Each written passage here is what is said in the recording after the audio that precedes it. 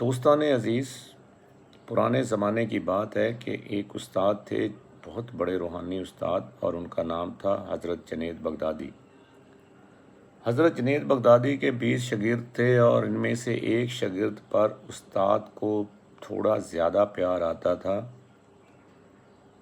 اور استاد کی اس شفقت نے باقی 19 شاگردوں کے درمیان ایک حسد پیدا کر دی۔ یوں باقی 19 شاگرد اس ایک کے خلاف حسد اور بغض رکھنا شروع ہو گئے۔ ہاں، وہی جلن، وہی حسد جو آج کل یوٹیوب پر بھی آپ دیکھتے ہیں، جس میں ہم لوگ یہ سوچتے ہیں کہ اس ویڈیوز کو زیادہ ویوز کیوں ملے، اس چینل کو اتنی سپورٹ کیوں ملی۔ تو حضرت جنید بغدادی نے سوچا کہ انہیں سمجھانے کا ایک ایسا طریقہ نکالوں جو ان کی آنکھیں کھول دے۔ انہوں نے ایک پراسرار آزمائش رکھی یا اپنے شاگردوں کا امتحان لینے کا فیصلہ کیا۔ حضرت جنید بغدادی نے کہا اپنے شاگردوں کو کہ 20 مرغیاں لاؤ۔ سب شاگرد بھاگے اور 20 مرغیاں لے آئے۔ پھر حضرت جنید بغدادی نے کہا تم میں سے ہر شخص ایک ایک مرغی لے جائے ایک ایسی جگہ جہاں کوئی اسے دیکھ نہ سکے، اور وہاں اسے ذبح کر کے واپس لائے۔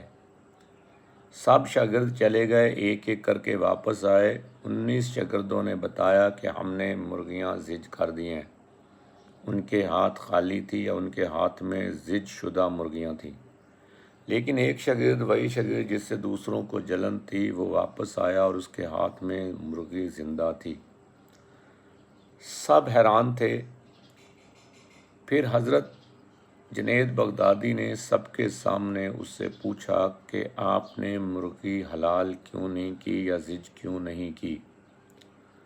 اس شاگرد نے انتہائی اطمینان کے ساتھ جواب دیا، جس نے باقی شاگردوں کے دل کی دھڑکن تیز کر دی، کہ آپ نے فرمایا تھا کہ ایسی جگہ جاؤ جہاں کوئی تمہیں دیکھ نہ سکے۔